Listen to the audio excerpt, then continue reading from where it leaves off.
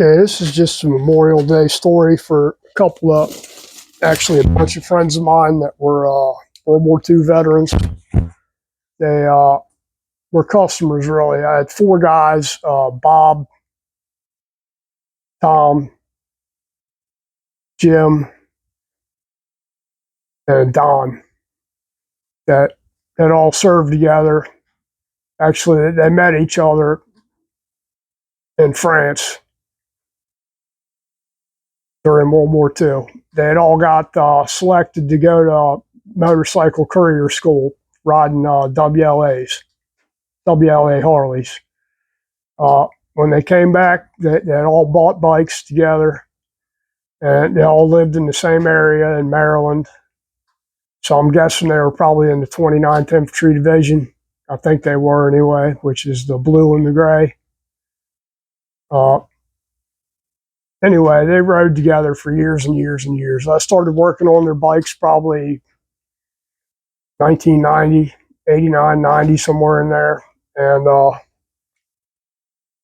these guys were always together, always. And yeah, hell, they were already old when I met them. But they were always talking about their adventures, riding around France and riding into Germany on the bikes when they finally got to the German border. Cool guys. The only problem with them is they, whenever they bring a bike in, their tires will only have like 26 pounds air in it, 25, 26 pounds of air. So, on a bagger you get on there, you can feel it ain't got enough air in the tires. So I would service the bikes and set the pressure back up to 36 pounds, 36 to 40 on a bagger. Usually set them at 36, but next time they'd come in, they'd have 26 pounds air in them. And I'd ask them, I said, no, why do you guys always put 26 pounds air in the tires? Well, because when they went to service school, or when they went to bike school in the 40s in France, that's what their platoon sergeant told them to run in there. Or motor sergeant told them to run 26 pounds air in there. So I would explain to them that, tire technology has come a long way since World War II. But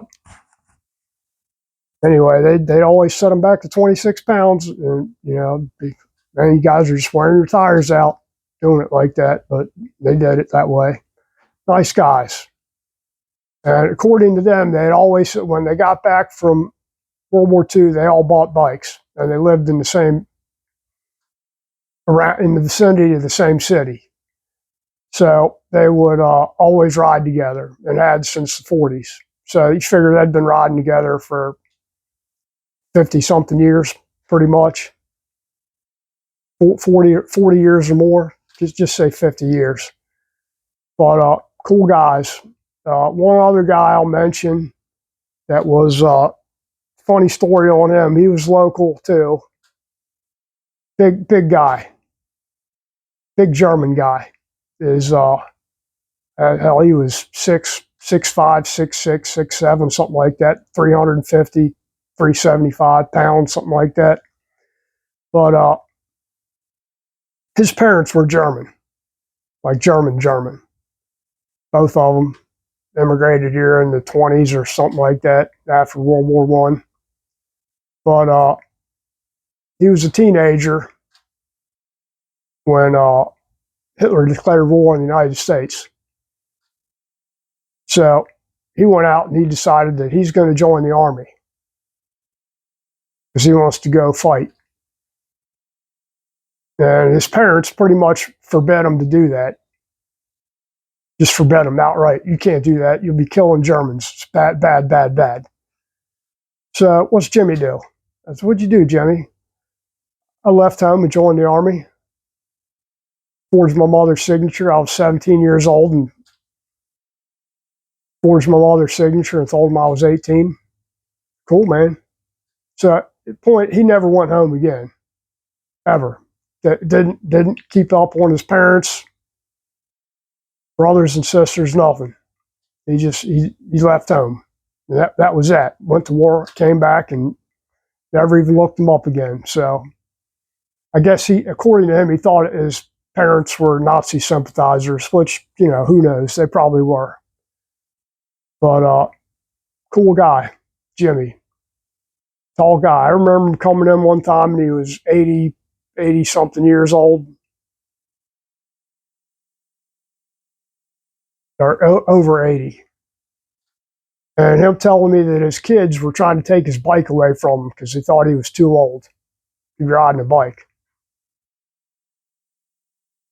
I said, Jimmy, they can't do that to you, man. That's your bike. They're your kids. You know, you tell them what to do. They don't tell you what to do. You don't live with them. So, last guy, John, local guy. He served in. I think he said he was in Alaska during World War II.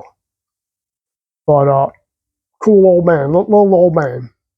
Had a 81 Super Glide, 81, 82 Super Glide. It's orange and black. And he came in for an engine rebuild, probably early 90s, and had 80, I remember it was 82,000 miles on his Super Glide. It was 82 Super Glide with 82,000 miles on it. And I was like, man, that's a lot of miles on this shovelhead.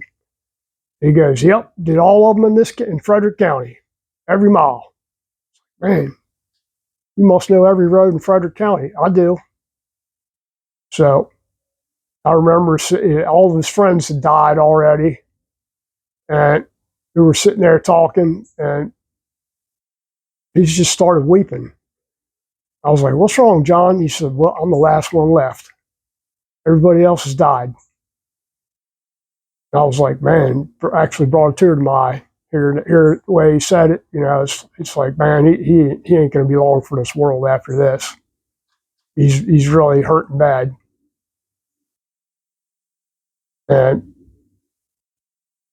you know, anyway, that's about it. I appreciate all them guys and everyone else I've known that, you know, Korea, Vietnam, even World War One. I knew a couple of guys from World War One. And, you know, Panama, Desert Storm, Desert Shield, whatever it is, Iraq, Iran, or Iraq, Afghanistan, and whatever else. This is Memorial Day, so this isn't really Veterans Day, two different things, but still. I like to remember my Uncle Harold was in Korea during the Korean War. I think he was drafted, but who knows? I can't remember. Anyway, that's it. Everybody have a good Memorial Day, and just, you know, think about those that what's Memorial Day is about. Not the living guys, but pretty much all the guys that died. That's what Memorial Day is. So I hate to be somber about it, but that's really what it is. You know, Veterans Day is for the living, Memorial Day is for the dead. So anyway, you guys take care. That's enough of that talk. It's getting hot out here. Need to go drink some tea and maybe fire up the grill. Everybody take care. Thank you.